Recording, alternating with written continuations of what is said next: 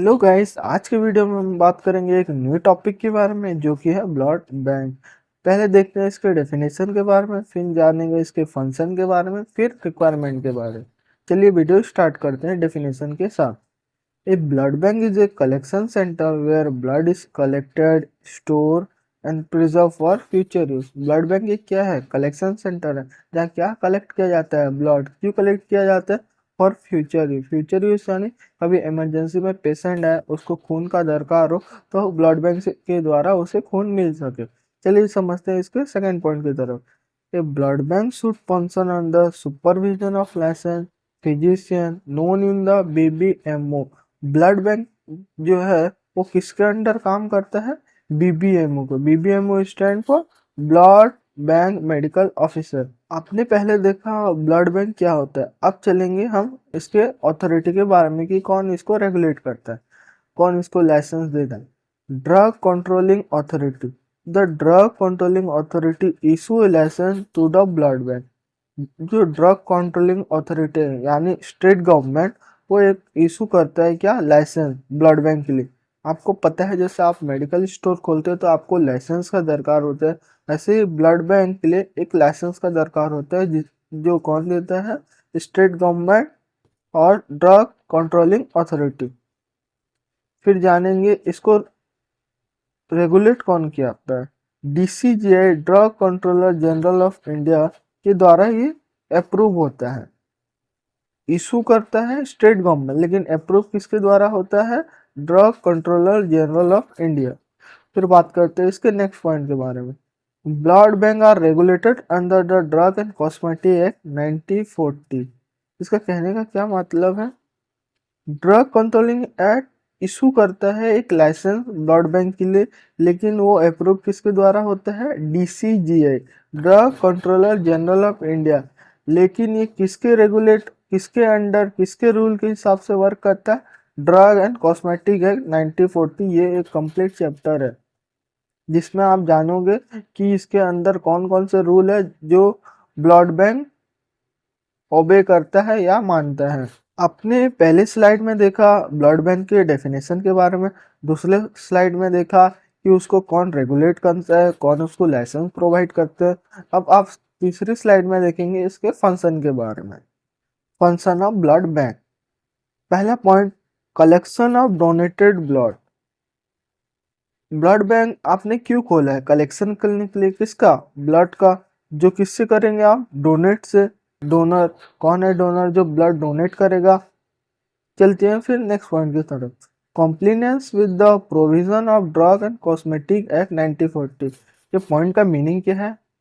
Provision of drug and cosmetic act मतलब drug और cosmetic act में कौन कौन से रूल है जिसको ब्लड बैंक को ओबे करना है, ये भी एक इसका फंक्शन ही है।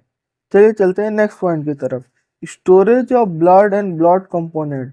क्या है? ब्लड को आप कैसे स्टोरेज करोगे, उसके कौन कौन से कंपोनेंट को आप किसी अच्छे रेफ्रिजरेटर में कैसे स्टोर करोगे, इसके बारे में क्या है। जैसे मैं देता हूँ आपको एक एग्जांपल। अगर आप मार्केट में कुछ सब्जी लेने गए तो डायरेक्ट आप वो सब्जी को लेते हो और पॉलिथीन में डाल के ले आते हो या कोई भी बैग में, लेकिन ब्लड के साथ ऐसा नहीं होता। अगर आप उसको अच्छे टेम्परेचर में स्टोर करके नहीं रखोगे तो वो डिजेनरेट कर जाएगा और डिग्रेड कर जाएगा। चलिए फिर चलते हैं नेक्स्ट पॉइंट की तरफ। Response to emergency blood requirement. आपको इमरजेंसी के टाइम आपके पास स्टॉक रहना चाहिए ब्लड का। Checking pre transfusion sample. आपको पहले चेक करना है कि वो पेशेंट जिससे आप ब्लड कलेक्ट कर रहे हैं प्री ट्रांसफ्यूजन यानी उसका वो HIV पॉजिटिव तो नहीं है, उसको डेंगू तो नहीं हुआ है। आपको प्री ट्रांसफ्यूजन में ये सब सैंपल लेके चेक करना है। चलते हैं फिर नेक्स्ट पॉइंट की तरफ। Assessment of immunological compatibility of donor and recipient. इसमें आप क्या देखेंगे? दोनों, जो डोनर है और जो रेसिपिएंट है, जो ब्लड देगा वो क्या है? डोनर। जो लेगा वो क्या है? रेसिपिएंट। उसका देखना है इम्यूनोलॉजिकल कंपैटिबिलिटी। इम्यूनोलॉजिकल कंपैटिबिलिटी यानी उसके ब्लड में कितने WBC मात्रा में है, उसका सेम है जो आप डोनर डोनर जो रिसिपिएंट को दे रहा है, क्या दोनों में कुछ सिमिलैरिटी है? क्या डोनर का कुछ जैसे आरबीसी कम हो जाएगा कि डब्ल्यूबीसी कम हो जाएगा। अगर वो किसी को डोनेट करेगा तो आप ये दोनों का चेक करेंगे, फिर डोनर जाके रिसिपिएंट को देगा अपना ब्लड। चलिए बात करते हैं सेकंड पॉइंट के बारे में, selection of suitable blood sample. Suitable blood sample point के बारे में हम समझते हैं। Selection of suitable blood sample, कि आपको जिससे भी ब्लड सैंपल लेना है, आपको देखना है कि एचआईवी पॉजिटिव तो नहीं था वो पेशेंट, कि डेंगू तो नहीं हुआ था उसको। क्योंकि अगर आप उसी से ये ब्लड कलेक्शन करोगे, अगर आप किसी को ब्लड दे रहे हो, आपको उसको ठीक करना है, ना ही कि 5 और 6 डिजिट उसको आपको ज्यादा देना है, जिससे ये ट्रांसफ्यूजन हो जाएगा उसके शरीर के अंदर। चलिए बात करते हैं फिर नेक्स्ट पॉइंट जो है, safe delivery of blood and blood component. Safe delivery of blood component यानी आप ब्लड तो उसके शरीर से नीडल के थ्रू निकाल ली, अब इसको आपको स्टोर करना है। स्टोर करने के बाद जब पेशेंट आएगा, आप अच्छे जगह में स्टोर किए रहेंगे, उसके बाद ना आप उसको वो दे सकते हैं। अगर आप एक तो नॉर्मल जगह रख दिए, जैसे आप सब्जी खरीदने जाते हो, सब्जी मार्केट में मिलता है, लेकिन क्या आप ब्लड को मार्केट में बेच सकते हो? नहीं। उसके लिए एक रेफ्रिजरेटर रहेगा, उसका प्रॉपर टेम्परेचर मेंटेन होना चाहिए। अगर टेम्परेचर मेंटेन नहीं होगा तो क्या होगा, डीजनरेट कर जाएगा या डिग्रेड हो जाएगा। चलिए बात करते हैं नेक्स्ट के बाद, रिकॉर्ड मेंटेनेंस एंड होमोग्लोबुलेंस। आप जो जितना भी पढ़ते हैं, जितना भी आपका डेली लाइफ में होता है, कोई कोई उसका एक रिकॉर्ड बनाते हैं। रिकॉर्ड यानी, अगर मैं डेली लाइफ के बेसिक में बोलूं तो रिकॉर्ड यानी जो कि डायरी लिखते हैं। लेकिन अगर यहाँ मेडिकल टर्म में बोलूं, जो जो भी वर्क हो रहा है ब्लड बैंक के अंदर, उसका एक रिकॉर्ड बनाया जाएगा। कैसे, कौन सा ब्लड ने डोनेट किया, किसको ब्लड मिला, कौन एचआईवी था, उसका ब्लड किसको नहीं दिया गया। और है एक वर्ड, होमो विजिलेंस। विजिलेंस मतलब आपको पता ही होगा, विजिलेंस यानी जो आपके ऊपर नजर रखता है। जैसे ब्लड बैंक के ऊपर कौन कौन से ऑफिसर देख रहे हैं कि ब्लड बैंक अच्छे से काम कर रहे हैं कि नहीं कर रहे, कोई लापरवाही तो नहीं कर रहे, इसके लिए होमो विजिलेंस भी होते हैं। Inventory and stock management. Inventory and stock management यानी आप कैसे अपना स्टॉक को मैनेज कर रहे हैं। कैसे इमरजेंसी में कोई सिचुएशन आ जाए, उसको लिए आप बोलेंगे नहीं हमारे पास ब्लड नहीं है, आप दूसरा ब्लड बैंक में जाएगा।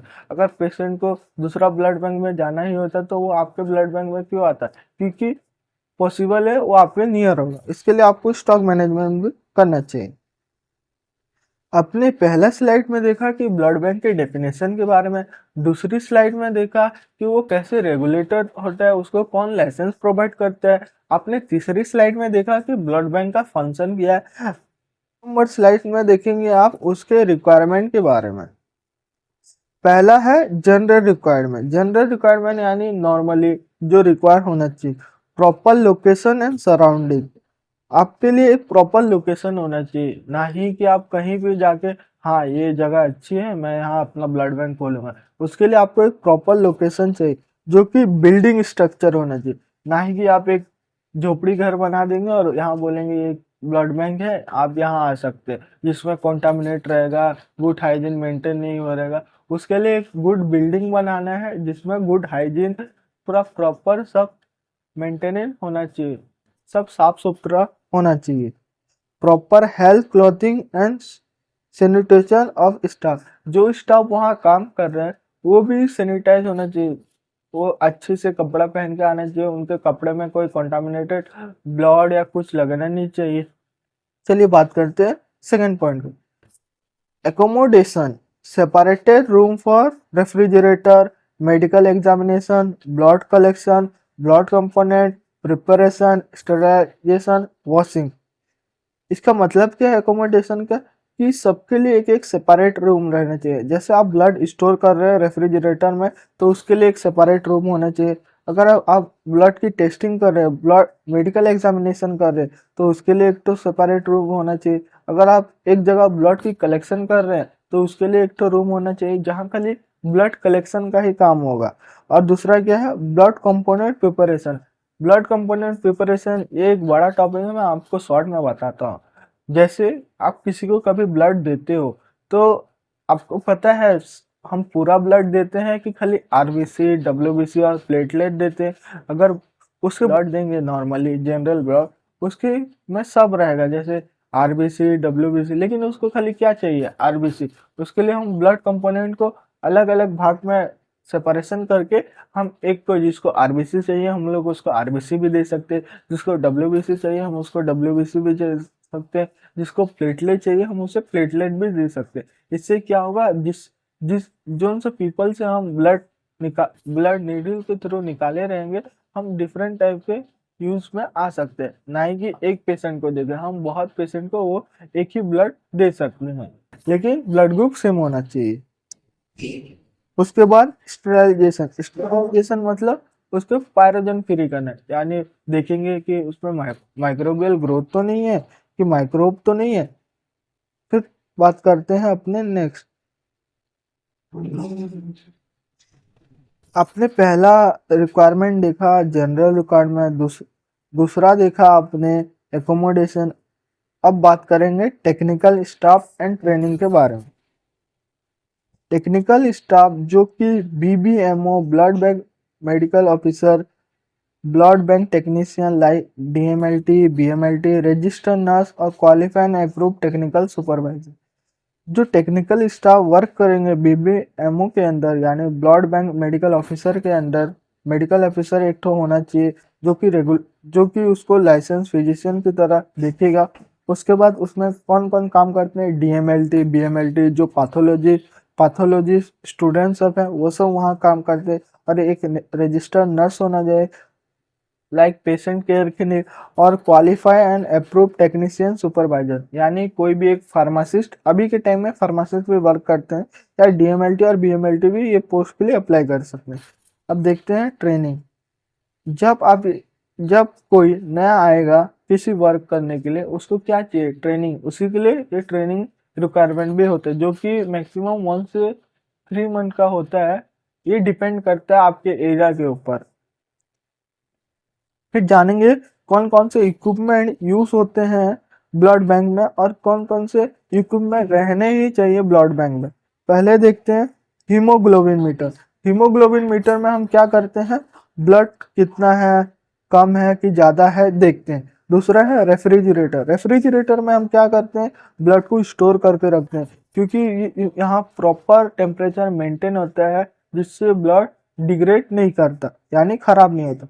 सेंट्रीफ्यूगेशन। सेंट्रीफ्यूगेशन से हम क्या करते हैं, मैंने आपको पहले ही बताया कि ब्लड में बहुत कंपोनेंट होते हैं, आरबीसी, डब्ल्यूबीसी, प्लेटलेट। अगर आपको इन सबको सेपरेट करना है तो हम सेंट्रीफ्यूज करते हैं, क्योंकि हर पेशेंट को खाली आरबीसी नहीं दरकार होता, कि उसको पूरा ब्लड नहीं चाहिए, चाहिए होगा लेकिन कभी कभी नहीं भी चाहिए होता है। उसके लिए हम आरबीसी, डब्ल्यूबीसी और प्लेटलेट को सेपरेट करके रखते हैं। जैसे पेशेंट को टेस्ट करेंगे, अगर उसका आरबीसी कम है तो खाली हम उसे आरबीसी देंगे, ना ही कि डब्ल्यूबीसी और प्लेटलेट भी उसको देंगे। फिर देखते हैं सेरोलॉजिकल रोटेटरी। ये भी एक इक्विपमेंट है जो कि ब्लड बैंक में यूज होता है। ऑटोक्लेव में हम स्टेरिलाइजेशन का काम करते हैं, जैसे सलाइन बनाने के टाइम। अगर आप लैब में सलाइन कभी बनाए होंगे D pharm first year pharmaceutic subject में, तो आपको ऑटोक्लेव का फंक्शन पता होगा कि आप यहाँ जब डालेंगे तो इसमें जो रहेंगे माइक्रो वो डिजनरेट कर जाते हैं। चलिए फिर बात करते हैं ब्लड इंक्यूबेटर के बारे में। ब्लड इंक्यूबेटर एक इक्विपमेंट है जो ब्लड बैंक में यूज होता है। फिर माइक्रोस्कोप। माइक्रोस्कोप तो सबको पता ही होगा ये क्यों यूज होता है। फिर बात करते हैं ऑटोमेटेड ब्लड ग्रुपिंग मशीन। और इसमें क्या होगा, जब आप ब्लड डालेंगे तो ये ऑटोमेटिक आपका ब्लड ग्रुपिंग कर देगा। पहले हम कैसे करते थे, एक तो स्लाइड लिया, उसमें ए बी सी और डी लिखा, उसके बाद anti serum A, anti serum B, anti serum और आर एच फैक्टर जान के हम देखते हैं। Blood container. ब्लड को कैसे हम स्टोर करते हैं। Bacteria incubator. हम जब ब्लड कलेक्शन कर लेते हैं फिर इसको इसमें डालते हैं, देखते हैं कि उसमें कोई बैक्टीरियल ग्रोथ तो नहीं हो रहा, उसमें कोई बैक्टीरिया तो नहीं है। वेइंग डिवाइस हम मेजर करते हैं वो कितना एमएल में है। फिर डोनर चेयर। डोनर चेयर यानी जहाँ पेशेंट आके बैठेंगे और आप उनसे उसका ब्लड निकालेंगे थ्रू नीडल, इसको बोलते हैं डोनर चेयर। फिर बात करते हैं सप्लाई एंड रिएजेंट। सब कौन कौन से रिएजेंट यानी कौन कौन से केमिकल यूज होते हैं ब्लड बैंक में।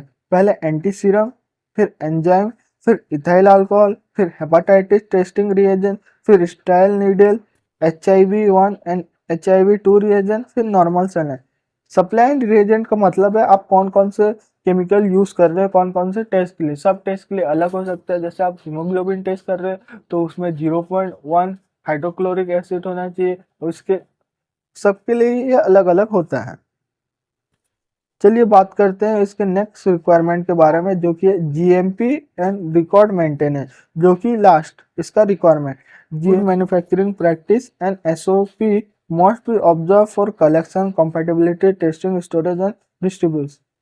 आपको GMP और SOP एक स्टैंडर्ड है जिसको आपको फॉलो करना ही करना है। जैसे उसमें कैसे लिखा होगा, कलेक्शन कैसे करनी है, कंपैटिबिलिटी कैसे करनी है, टेस्टिंग कैसे करनी है, स्टोरेज कैसे करना है, डिस्ट्रीब्यूशन कैसे करना है, वो प्रॉपर आपको GMP और SOP क्या है, standard operating procedure. Standard operating procedure में आप देखेंगे वो स्टेप को आप फॉलो करना है, ना कि आपके मन से आपने कुछ भी कर दिया। आपको SOP फॉलो ही करनी है। चलिए बात करते हैं इसके रिक्वायर्ड रिकॉर्ड के बारे में। ब्लड डोनर रिकॉर्ड, जो ब्लड आपको प्रोवाइड करने आ रहे हैं, जो डोनर, आपको उनका रिकॉर्ड मेंटेनेंस करना है। Master record for blood and component, जो जो आ रहे हैं आपको उनका रिकॉर्ड मेंटेन करके रखना है। कौन कौन कौन सा पीपल कौन सा ब्लड दे रहा है, कोई A दे रहा है, कोई B दे रहा है, ऐसे आपको पूरे मेंटेन करना है। ब्लड इशू रिकॉर्ड, ब्लड किस किस को कब दरकार पड़ा, जब आपने ब्लड उसको दिया, यानी रिसिपिएंट को आपने ब्लड कब दिया।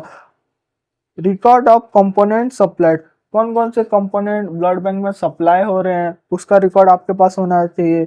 Record of acid citrate dextrose, citrate phosphate dextrose and SAGM, इसका भी रिकॉर्ड आपके पास होना चाहिए। Register for diagnosis kit and reagent, आपके पास डायग्नोसिस किट होना चाहिए। डायग्नोसिस यानी कौन कौन से रिएजेंट यूज करके आप वो बीमारी का पता लगा सकते हैं। जैसे अगर RBC कम है तो हमको एनीमिया होगा, वो आप डायग्नोस्टिक किट से पता लगा सकते हैं। आज के लिए बस इतना ही, मिलते हैं नेक्स्ट वीडियो में फिर एक न्यू टॉपिक के साथ। मेरा आपसे एक सवाल है, क्या आपको पता है यूनिवर्सल डोनर कौन है और यूनिवर्सल रेसिपिएंट कौन है? अगर आपको पता है तो कमेंट कीजिए।